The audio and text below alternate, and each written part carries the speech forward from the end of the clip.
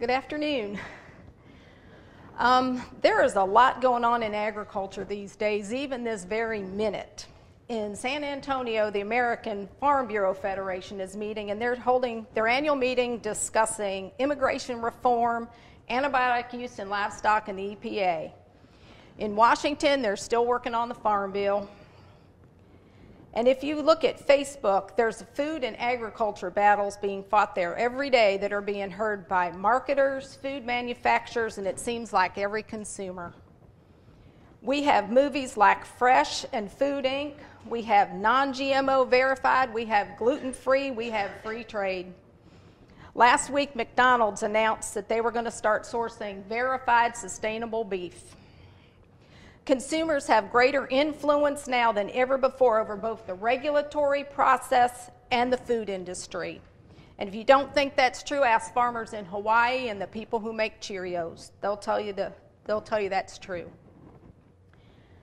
And above all this noise and chaos and the rancor, two words come out above all this. And if I can do this part, it's forage and family. And for us, they're more than just buzzwords.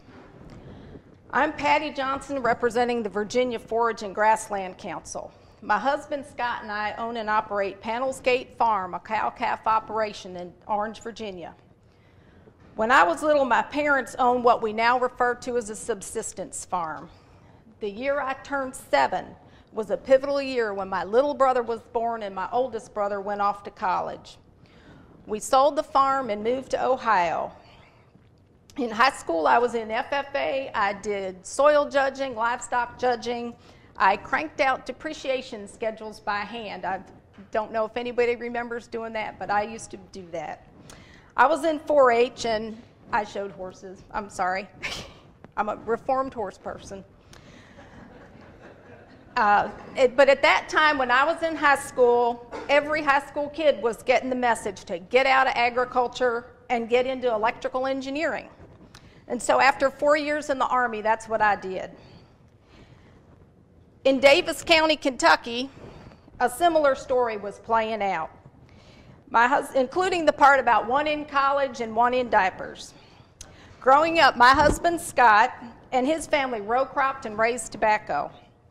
He worked on a dairy, and he got the same message from his high school counselors that I had gotten from mine. And he got off the farm and he went into electrical engineering. We both ended up in Virginia working for defense contractors. We got married and we ended up buying a few acres because we were going to run a couple cows. But as it ended up, we were running kids. 6 of them: Katie, Jonathan, Miranda, Hope, Marlena, and Elijah.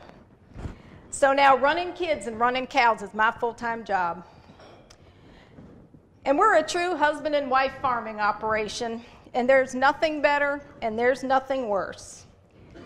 He has to put up with a lot, but don't feel too sorry for him because he still row crops, but I've drawn the line at tobacco.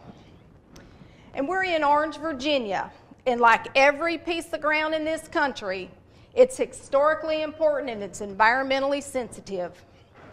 We're close to Washington in the Chesapeake Bay watershed, so we're under the regulatory microscope. We have lots of encroachment. Our lands are busted up. Big tracts are hard to come by. They're smaller pieces, questionable fencing, and we're always moving cattle and equipment up and down the road and through gates. We're a glorified cow-calf operation. It took us a while to figure this out, but if we just focus on the cows, we're all right. It's about docile, robust, feed-efficient cows and keeping them fed, and forage is the only way we can make this work. In the beginning, we were so dumb, we didn't even know what cow-calf meant. But Scott had worked on a dairy, and when I was a kid, we had a milk cow, so everybody said we knew dairy beef should be easy. But we were smart. We only bought 3 cow-calf pairs, and we started doing Holstein bull calves. And we're engineers, and so we knew how to think and how to plan and all that stuff. So we put some land into crep, and then we went out and bought 30 bred heifers. It wasn't a total catastrophe, but it was pretty close. We learned the hard way about winter feed costs, feed efficiency, fescue toxicity, black cows in the sun, and all the while we were getting into and out of the hay business. Clearly, we needed to rethink what we were doing. So we didn't have much shade, but since we weren't from Virginia, we weren't too tied in the black cow thing. So we bought a white bull, a Murray Grey bull, and they're a British shorthorn breed that's bred for, they're a shorthorn Angus composite, and they're bred for docility, feed efficiency, and heat tolerance. The only problem with them is they're hard to come by, so we bought a red Angus bull and a truckload of red heifers. Keeping cattle healthy is a priority, so every calf that's born on our farm gets tagged, and I can usually do that if I catch them within the first few hours of being born. We get them branded or banded and vaccinated when we bring the cows up to preg check. We quarantine animals moving in and out, even our own animals and show animals. We do not have respiratory problems with our cows on our farm, but we've doubled down on the pink eye. So we call the vet and find out what they suggest, because what works from one year to the next isn't always the same. So we just treat them and update our records. We're in the fescue belt. Everybody here has learned how to manage fescue. I think you don't need me to go into detail. We do winter annuals, summer annuals, we frost seed clovers, we do max Q, and I'm out there every day moving cows. So what makes it work? We reassess our marketing every year. It's based on forage availability, cattle prices, the number of open cows, and the availability of labor. Our steer calves are either retained for our grass-fed beef program, because we direct market grass-fed beef, or they're sold private treaty. Typically the ones that have been treated are sold private treaty. Heifers go back into the herd, but if they don't look like they'll work out in the herd, they're sold private treaty.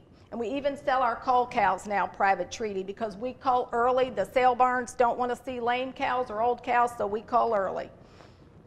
In July of 2013, we got a phone call totally out of the blue. Were we interested in leasing a 400-acre farm? The owners wanted it kept in pasture. It had water and decent enough fencing, and for us it was the chance of a lifetime. But we were doing everything we were doing on 200 acres. And we were complaining about the grain prices, we were complaining about the competition for rental land, we were complaining about the cows land being pulled out of crep. We didn't have the cash, we didn't have the cows, and we almost said no. When you go from 200 acres to 600 acres, it is terrifying. But we did it. It took exactly 2 phone calls to get into the contract grazing business. We have a friend that had 30 Simmental Angus cows and he wanted to have pastured, and so we calved them out last January. They're good cows, they're not the best fit for us. We do it on shares, and it worked well enough that we're doing it again this year.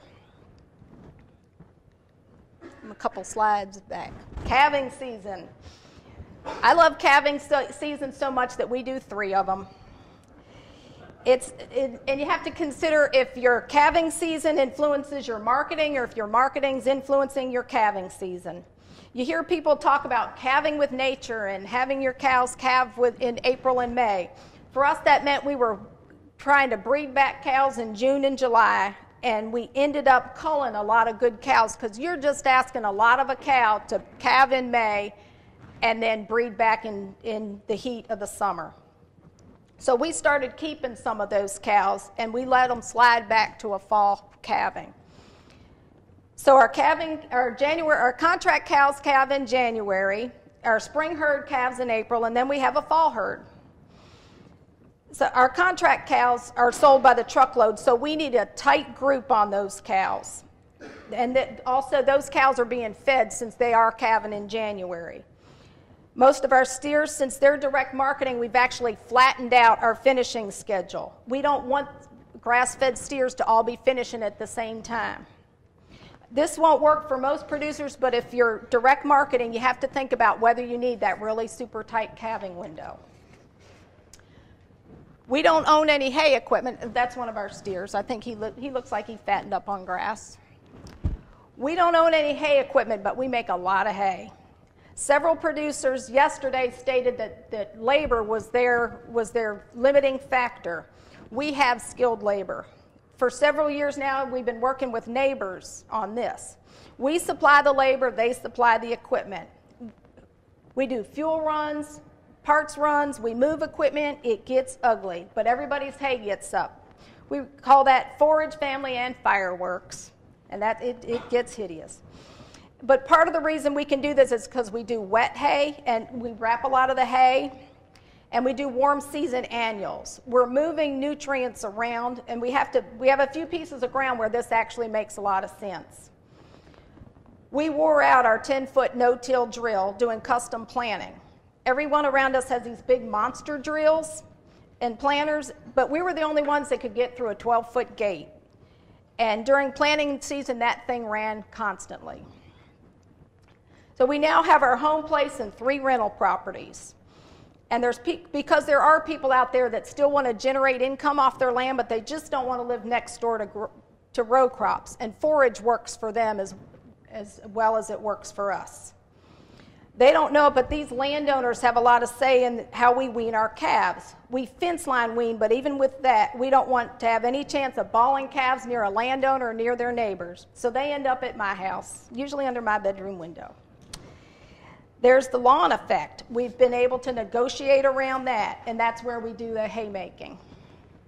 We've been fortunate enough to find landowners who understand fence and water are improvements to their properties and that increase the value of their properties.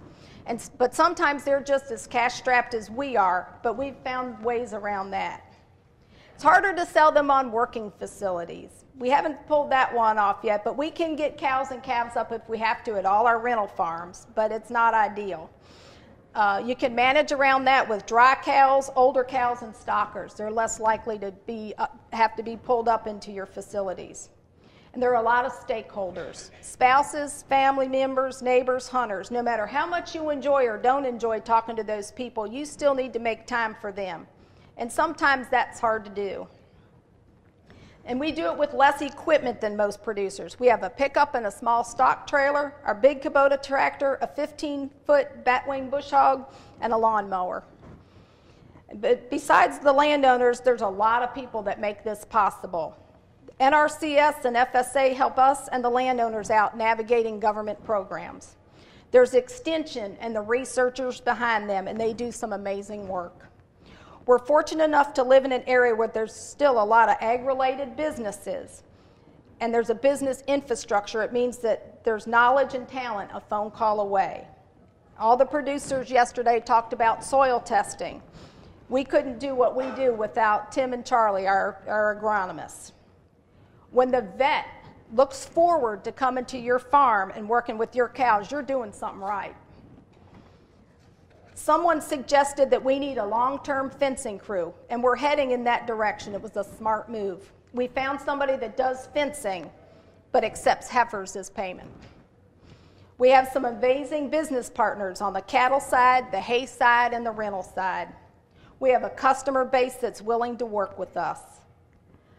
For Scott and me, forage and family, it's not a trend, it's not a marketing strategy, it's not a survival tactic. It's who we are and what we do.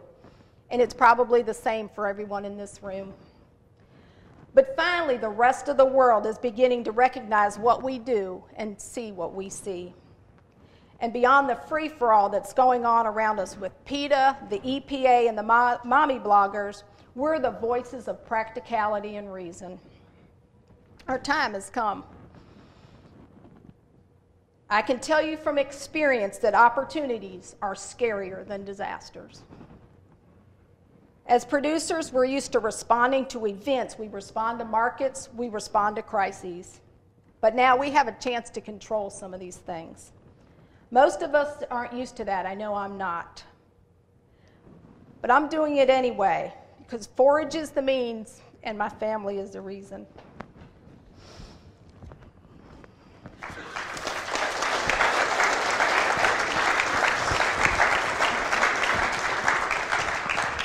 All right, you got to unplug me. Oops, I'm sorry. Yes, I'm sorry. Yes. Yes. It gets pretty ugly. We have Scott and I run everything. We have our oldest son comes up from Richmond. He runs equipment. We have the tractor. We have 2 other neighbors that are hay buyers. They own their own businesses. They make themselves available during that time. And so we usually have a crew of about 7 or 8 people that get hay. We use one neighbor's bale wrapper. We use another neighbor's trailers. Everybody's got equipment sitting. Hay season's a busy time for everybody, and all our neighbors are happy to have labor. They love to be able to know that we're coming out, we're baling their hay, we're putting it up for them, and they don't have to touch it. So you're putting it up for them, and you get to use their equipment? Then we use their equipment on our pieces of ground. That's the only way we can make it work.